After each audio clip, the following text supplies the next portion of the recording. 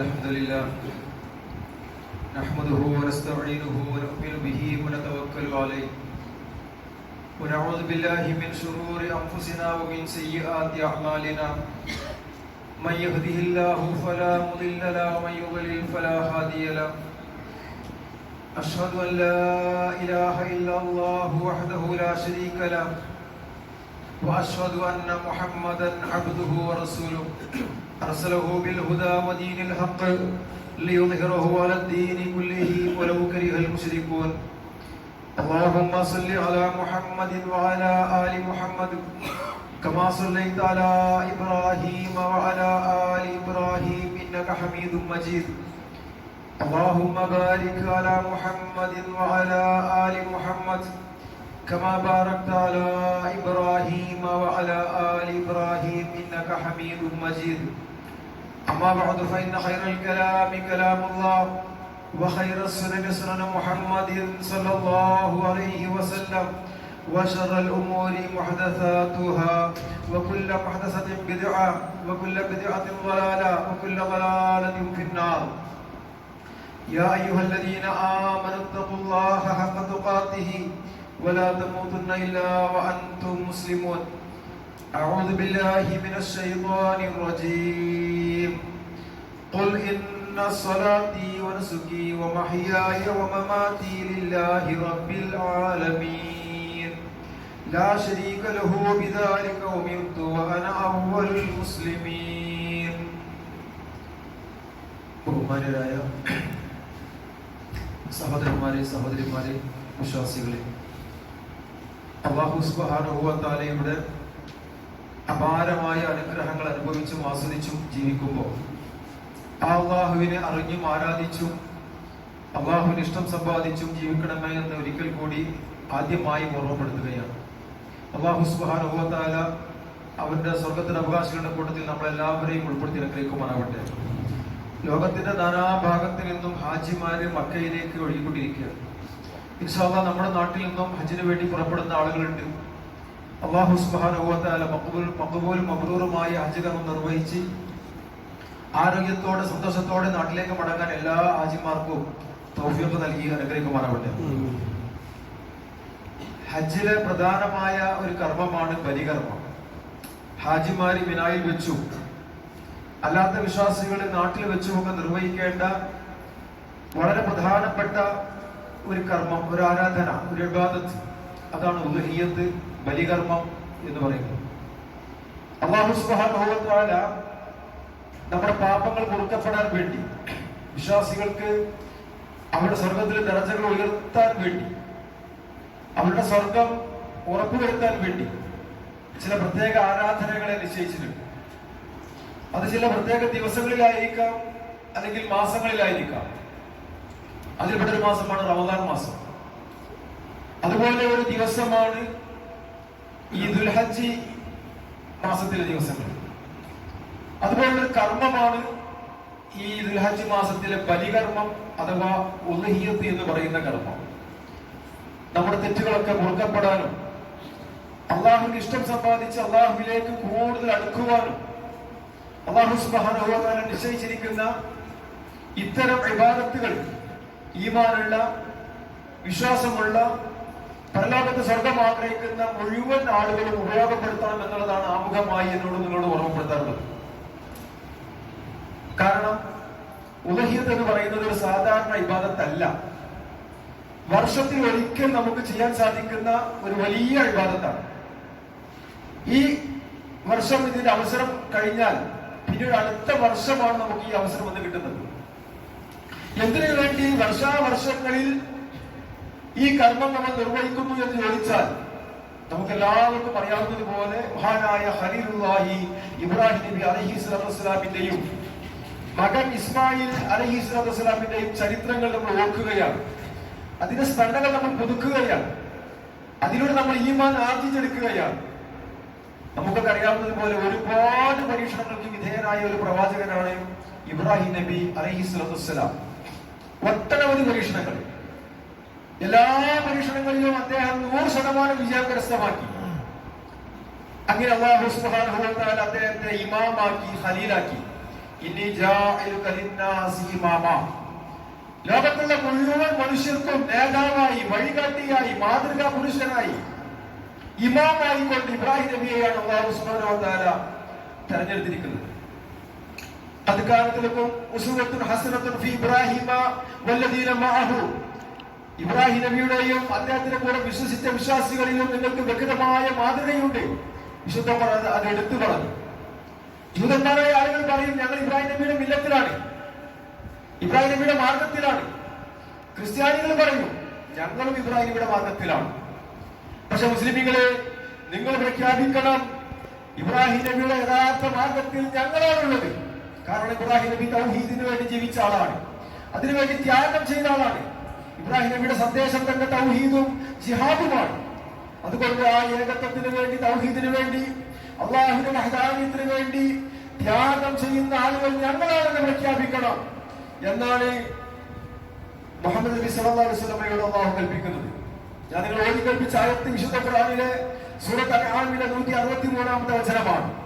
ഖുൽ നബിയെ അങ്ങ് പറയണം, ഇന്ന സ്വലാത്തി വ നുസുകി, എന്റെ നമസ്കാരവും എന്റെ ബലികർമ്മങ്ങളും, വ മഹ്യായ വ മമാതി, എന്റെ ജീവിതവും എന്റെ മരണവും, ലില്ലാഹി റബ്ബിൽ ആലമീൻ, ലോകരക്ഷിതാവായ റബ്ബിന് മാത്രമുള്ളതാണ്. എങ്ങനെ?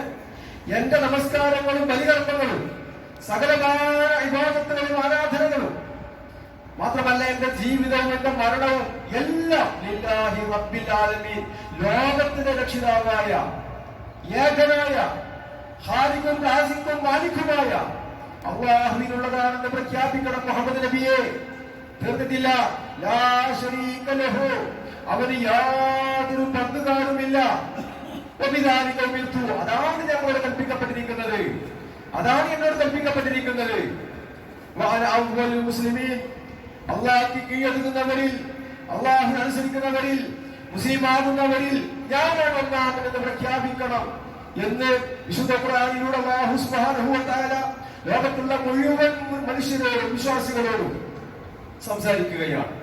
സഹോദരന്മാരെ, സഹോദരിമാരെ, ഇത് തന്നെയാണ് നമ്മൾ ഓരോ നമസ്കാരങ്ങളിലും 5 നേരങ്ങളിൽ ആവർത്തിച്ച് പറയുന്നു. അംഗശുദ്ധി വരുത്തിക്കൊണ്ട്, ടെബിലിലേക്ക് തിരിഞ്ഞുകൊണ്ട്, വൃത്തിയുള്ള വസ്ത്രം ധരിച്ചുകൊണ്ട്, നെഞ്ചത്ത് കൈവച്ചുകൊണ്ട് നമ്മൾ ഓരോരുത്തരും പ്രഖ്യാപിക്കുന്ന പ്രഖ്യാപനമുണ്ട്. ആ മുഖമുണ്ട് നമസ്കാരത്തിലെ പ്രാരംഭ പ്രാർത്ഥനയുണ്ട്. എന്താ? വജ്ജഹ്തു വജ്ഹിയ ലില്ലദീ ഫതറസ് സമാവാതി വൽ അർള ഹനീഫൻ മുസ്ലിമൻ വമാ കാന മിനൽ മുശ്രികീൻ. അതൊരു വല്ലാത്ത പ്രയോഗമാണ്, വല്ലാത്തൊരു പ്രതിജ്ഞയാണ്, വല്ലാത്തൊരു വാക്കാണ്. സകല വിശ്വാസികളും വിശ്വാസിനികളും നെഞ്ചത്ത് കൈവച്ചുകൊണ്ട് പറയണം, വജ്ജഹ്തു വജ്ഹിയ ലില്ലദീ ഫതറസ് സമാവാതി വൽ അർള, ആകാശഭൂമികളുടെ നാഥനായ റബ്ബേ, നിന്നിലേക്ക് ഇതാ ഞങ്ങളുടെ മുഖത്തെ തിരിച്ചിരിക്കുന്നു. നമ്മുടെ മുഖം, നമ്മുടെ മനസ്സ്, നമ്മുടെ ശരീരം, നമ്മുടെ വിശ്വാസം, ആദർശം, അനുഷ്ഠാനം, കർമ്മം എല്ലാം റബ്ബിലേക്ക് നമ്മൾ തിരിച്ചു വെച്ചുകൊണ്ട് പറയാം, വമാ അന മിനൽ മുശ്രികീൻ, ഞാൻ മുശ്രിക്കല്ല കേട്ടോ. അല്ലാഹുവേ, നിന്നിൽ പങ്കു ചേർക്കുന്നവരല്ല ഞാൻ. നിന്നോട് പ്രാർത്ഥിക്കുന്നതോടൊപ്പം നീ അല്ലാത്ത ആളുകളോട് പ്രാർത്ഥിക്കുന്നവരല്ല ഞാൻ. നിനക്ക് ഇബാദത്ത് ചെയ്യുന്നതോടൊപ്പം നിനക്കല്ലാത്ത ആളുകൾക്ക് വേണ്ടി ഇബാദത്ത് ചെയ്യുന്നവരല്ല ഞാൻ. വമാ കാന മിനൽ മുശ്രികീൻ, ഞാൻ മുശ്രിക്കല്ലേ അല്ല. ഇന്ന സ്വലാത്തി വ നുസുകി, എന്റെ നമസ്കാരങ്ങളും എന്റെ ബലികർമ്മങ്ങളും എന്റെ പ്രാർത്ഥനകളും എന്റെ ബലികർമ്മങ്ങളും സകലമായ ആരാധനകളും, വമഹ്യായ വമമാതി, എന്റെ ജീവിതവും എന്റെ മരണവും ലില്ലാഹി റബ്ബിൽ ആലമീൻ, ലോകരക്ഷിതാവായ അല്ലാഹുവിനുള്ളതാണ്. നെഞ്ചത്ത് കൈവച്ചുകൊണ്ട് നമ്മൾ പറയാണ്.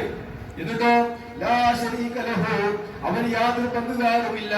വബിദാലിക ഉമിർതു അന അവ്വലുൽ മുസ്ലിമീൻ, അതാണ് എന്നോട് കൽപ്പിക്കപ്പെട്ടിരിക്കുന്നതും അതാണ് ഞാൻ അനുസരിക്കുന്നതും അനുസരിക്കുന്നവരിൽ ഒന്നാമൻ ഞാനാകുന്നതും ഒക്കെ എന്ന് പറഞ്ഞിട്ട് നമ്മൾ നെഞ്ചത്ത് കൈവച്ചുകൊണ്ട് 5 നേരങ്ങളിൽ നമ്മൾ ഒരുപാട് തവണ നമ്മൾ പ്രാർത്ഥിക്കുന്ന പ്രാർത്ഥനയാണ്, പ്രാരംഭ പ്രാർത്ഥനയാണ്. പക്ഷേ ഖേദകരമെന്ന് പറയട്ടെ, ഇതിന്റെ അർത്ഥം പോലും അറിയാതെ, ആശയം പോലും അറിയാതെ, ആദർശം പോലും ഉൾക്കൊള്ളാതെ ആളുകൾ അങ്ങനെ ചൊല്ലിക്കൊണ്ടിരിക്കുക.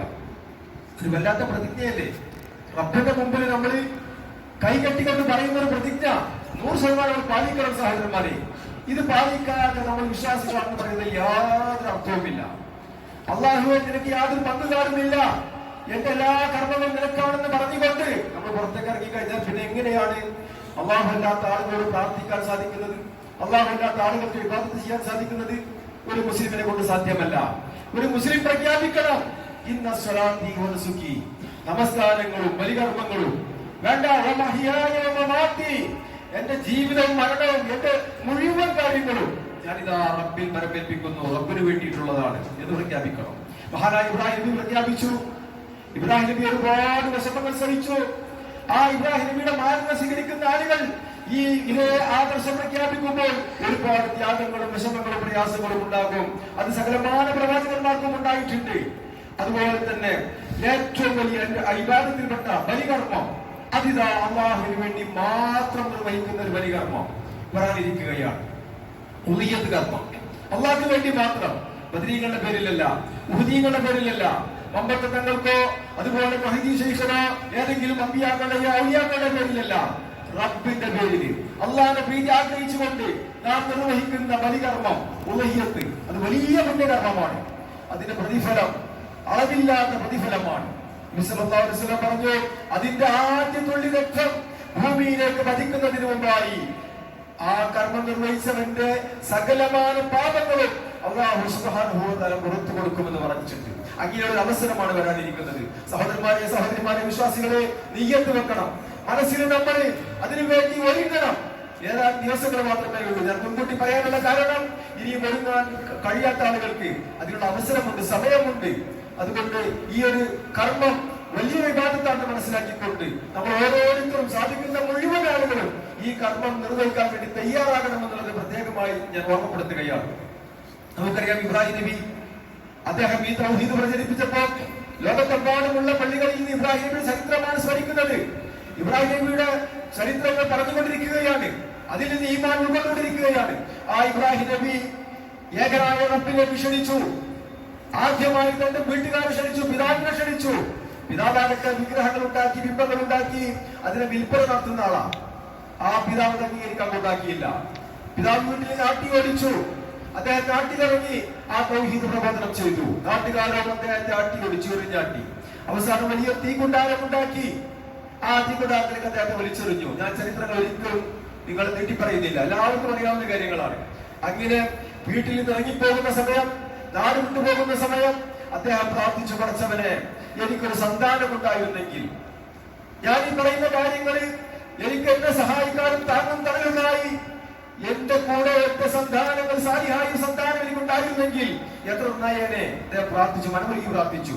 പ്രവാചകനാണ്, മക്കളെ അദ്ദേഹം ആഗ്രഹിക്കുന്നുണ്ട്, അതിനുവേണ്ടി പ്രാർത്ഥിക്കുന്നുണ്ട്. പക്ഷെ അള്ളാഹു പ്രാർത്ഥനയ്ക്ക് ഉത്തരം കൊടുത്തിട്ടില്ല. പ്രവാചകന്മാരാണെങ്കിൽ പോലും പെട്ടെന്നൊന്നും പ്രാർത്ഥനയ്ക്ക് ഉത്തരം കൊടുക്കൂല. അത് അള്ളാഹു ഉദ്ദേശിക്കുന്ന ആളുകൾക്ക് അള്ളാഹു ഉദ്ദേശിക്കുന്ന സമയത്ത് മാത്രമാണ് ഉത്തരം കൊടുക്കുക.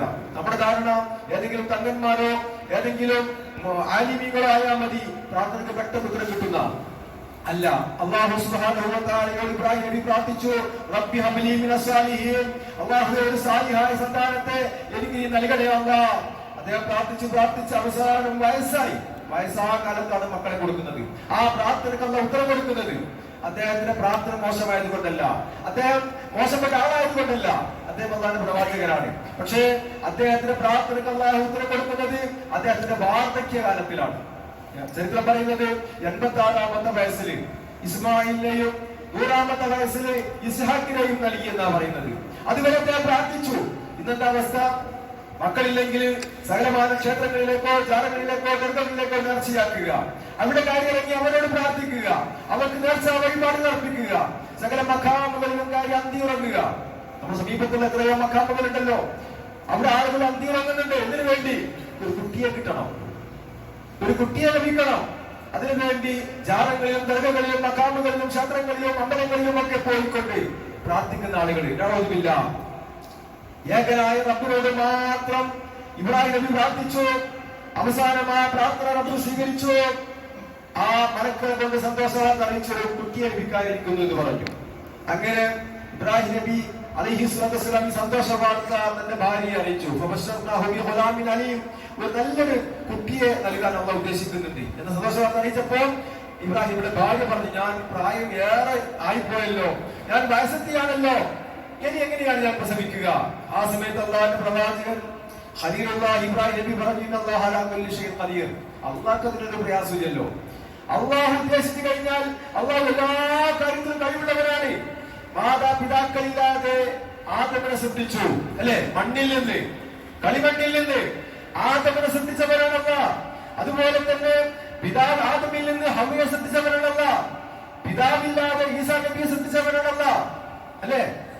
ഭർത്താവില്ലാതെ മറിയം ബീവിക്ക് ഗർഭം ധരിപ്പിച്ചവരാണല്ല. ആ അള്ളാഹ്ക്ക് ഈ വയസ്സുകാലത്തിന് കുട്ടിയെ നൽകാൻ ഒരു പ്രയാസം ഉണ്ടാവില്ല. അതുകൊണ്ട് അവർ അള്ളാഹുവിനോട് പ്രാർത്ഥിച്ച പ്രാർത്ഥനയ്ക്ക് അള്ളാഹു സുബ്ഹാനഹു വ തആല അവർക്ക് നല്ലൊരു കുട്ടിയെ നൽകി, ഇസ്മായിൽ എന്ന കുട്ടി. ആ കുട്ടിയെ നൽകിയ ഉടനെ തന്നെ ആ കുട്ടിയെയും വിട്ടുകൊണ്ട്, കുട്ടിയുടെ ഉമ്മയെയും വിട്ടുകൊണ്ട് യാത്ര പുറപ്പെടാൻ ഇബ്രാഹിം നബിയോട് അള്ളാഹു കൽപ്പിക്കുകയാണ്. നോക്കുന്നത് ഒരു പിതാവിന്റെ മനസ്സിൽ ഏറെ കാലത്തെ ദീർഘമായ പ്രാർത്ഥനയ്ക്ക് ശേഷം തനിക്ക് ലഭിച്ചിരിക്കുന്ന ഒരു കുട്ടി, ഒരു പിഞ്ചു പൈതൽ, ആ പൈതലിനെയും ആ തന്റെ ഭാര്യയെയും ഒറ്റക്കാക്കിക്കൊണ്ട്, ആരാരുമില്ലാത്ത മണലാരണ്യത്തിൽ ഒറ്റക്കാക്കിക്കൊണ്ട് യാത്ര പുറപ്പെടാൻ അള്ളാഹുവിന്റെ കൽപ്പന കിട്ടി. ഇബ്രാഹിം നബി ചിന്തിച്ചു, അള്ളാഹുവിന്റെ കൽപ്പന സ്വീകരിക്കണോ അതല്ല എന്റെ ആഗ്രഹം നടപ്പിലാക്കണോ? ഇബ്രാഹിം നബി പ്രവാചകനാണല്ലോ, അതൊരു വലിയ പരീക്ഷണമാണ്. അദ്ദേഹം മനസ്സിലാക്കി. അദ്ദേഹം അള്ളാഹുവിന്റെ കൽപ്പനകൾ പാലിച്ചു. അവിടെയും അദ്ദേഹം വിജയിച്ചു. ചരിത്രങ്ങൾ ദീർഘമാണ്, നമുക്കറിയാവുന്ന കാര്യമാണ്. പക്ഷെ ആ കുട്ടി വളർന്നു വലുതായി. വീണ്ടും ഇബ്രാഹിം നബിയും അവർ തമ്മിൽ സംഗമിക്കുന്നു. അങ്ങനെ താങ്ങും തണലുമായി ഒരു പക്വതയൊക്കെ എത്തി കുട്ടി നടക്കാനും അതുപോലെ സഹായിക്കാനും ഒക്കെ നല്ലൊരു പാകമായ പ്രായം എത്തിയപ്പോൾ, ഒരു 10-15 വയസ്സ് പ്രായമായ സമയത്ത് വീണ്ടും അള്ളാഹുവിന്റെ പരീക്ഷണം വരികയാണ്. എന്താ പരീക്ഷണം? ആ സ്വന്തം മകനെ ബലി കൊടുക്കാനുള്ള പരീക്ഷണമാണ്.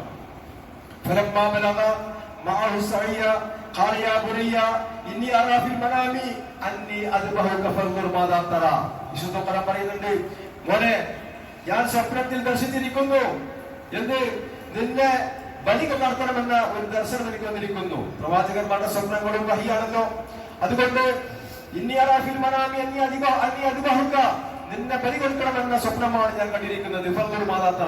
എന്താ നിന്റെ അഭിപ്രായം? അപ്പൊ ആ കുട്ടി പറയുന്നത്, എന്താണോ അല്ലാഹു താങ്കളോട് കൽപ്പിച്ചിരിക്കുന്നത് അത് താങ്കൾ ചെയ്യണം, ചെയ്തുകൊള്ളൂ. ക്ഷമിക്കുന്നവരുടെ കൂട്ടത്തിൽ എന്നെ അങ്ങേക്ക് കാണാൻ സാധിക്കും. ഞാൻ ക്ഷമിക്കാം. അന്ന് അള്ളാഹുവിന്റെ കൽപ്പനകൾ ചെയ്തോളൂ. അങ്ങനെ അടച്ച് മൂർച്ച കൂട്ടിയ വാളുമായി, മിന്നിത്തിളങ്ങുന്ന വാളുമായി ഉറയിലൂരി പിടിച്ച് ഖലീലുല്ലാഹി ഇബ്രാഹിം നബിയും മകനും മലഞ്ചെരുവിലൂടെ നടന്നു പോവുകയാണ്. നോക്കുന്നവര് അങ്ങനെ അവസാനം ഇസ്മായിൽ നബി അലൈഹിസ്സലാത്തു വസ്സലാം അദ്ദേഹത്തെ ബലി കൊടുക്കാൻ വേണ്ടി സ്വന്തം പിതാവ് ഇബ്രാഹിം നബി അലൈഹിസ്സലാത്തു വസ്സലാം തയ്യാറായ ഈ ഒരു സാഹചര്യം അതിനെ സ്മരിച്ചുകൊണ്ട്, അതിനെ ഓർത്തുകൊണ്ടാണ് നമ്മൾ ഈ കർമ്മം നിർവഹിക്കുന്നത്, കർമ്മം നിർവഹിക്കുന്നത്. വിശുദ്ധ ഖുർആൻ പറയുന്നു, അവർ രണ്ടുപേരും കീഴടങ്ങിയപ്പോൾ, രണ്ടുപേരും അനുസരിച്ചപ്പോൾ, ആ രണ്ടുപേരും ഇബ്രാഹിം നബിയും മകൻ ഇസ്മായിൽ അലൈഹിസ്സലാത്തു വസ്സലാമും അല്ലാഹുവിന്റെ കൽപ്പനകൾ പൂർണ്ണമായും അനുസരിച്ചപ്പോൾ, അവർ രണ്ടുപേരും അനുസരിച്ചപ്പോൾ ചെരിച്ചു കിടത്തി, നെറ്റി മണ്ണിലേക്കാക്കി മകനെ ചെരിച്ചു കിടത്തി. അങ്ങനെ അറക്കാൻ വേണ്ടി, ആ കർമ്മം നിർവഹിക്കാൻ വേണ്ടി തയ്യാറായി നിൽക്കുന്ന സമയത്ത് ഇബ്രാഹിം ഒരു വിളിയാളം വന്നു. ഓ ഇബ്രാഹിം, വേണ്ട, അറക്കണ്ട, നീ നിന്റെ സ്വപ്നം സാക്ഷാത്കരിച്ചിരിക്കുന്നു. ഞാൻ നിന്നെ പരീക്ഷിച്ച പരീക്ഷണത്തിൽ താങ്കൾ വിജയിച്ചിരിക്കുന്നു. ഇതാ സൽക്കർമ്മം ചെയ്യുന്ന ആളുകൾക്ക് ഞാൻ പ്രതിഫലം കൊടുക്കുന്നത് ഇങ്ങനെയാണ്. ഇതൊരു വ്യക്തമായ ഒരു പരീക്ഷണമായിരുന്നു. അതുകൊണ്ട് ഒരു മൃഗത്തെ ബലി കൊടുത്താൽ മതി. നിങ്ങൾ സ്വന്തം മകനാണോ ഏറ്റവും ഇഷ്ടപ്പെട്ടത്, അതല്ല അള്ളാഹുവിന്റെ കൽപ്പനയാണോ ഇഷ്ടപ്പെട്ടത് എന്നുള്ള പരീക്ഷിച്ചു. അള്ളാഹുവിന്റെ കൽപ്പനയാണ് എനിക്ക് ഏറ്റവും ഇഷ്ടം, കാരണം മകനെ തന്നവൻ അള്ളയാണല്ലോ. അതുകൊണ്ട് അല്ല പറഞ്ഞ കാര്യം ഞാൻ അനുസരിക്കണം എന്ന് ഇബ്രാഹിം നബി തീരുമാനമെടുത്തു. ആ പരീക്ഷണത്തിൽ ഇബ്രാഹിം നബി വിജയിച്ചു.